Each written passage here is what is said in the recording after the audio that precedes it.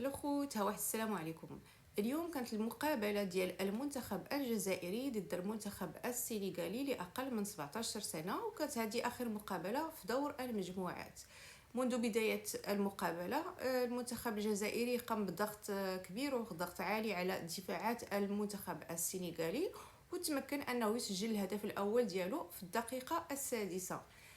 هذا الضغط العالي هذا خلى فراغات كبيرة في الدفاع الجزائري اللي استغل المنتخب السنغالي وقدر أنه يتعادل ويسجل الهدف ديالو في الدقيقة 15 من الشوط الأول.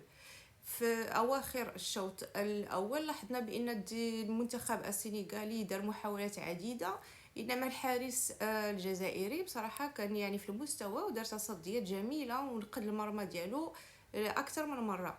في الدقيقة 40 المنتخب السنغالي كيقدر يتحصل على ضربة جزاء واللي تمكن أن يسجلها ويكمل الشوط الأول بهدفين لهدف.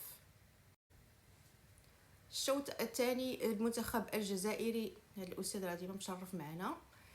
في الشوط الثاني المنتخب الجزائري اعتمد على نفس الطريقة اللي هي الضغط العالي والاستحواذ على الكرة محاولة منهم في تعديل النتيجة، في حين أن المنتخب السنغالي اعتمد على خطة دفاعية أكبر من الشوط الأول محاولة منه في الحفاظ على نتيجة التقدم.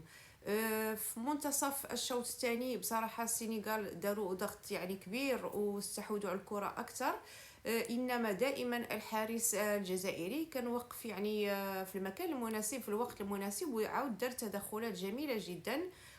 كذلك ما نسوش الدفاع حتى هما قاموا بتدخلات جميلة إلى نهاية المقابلة اللي سالت بجوج الأهداف لهدف لمنتخب السنغال.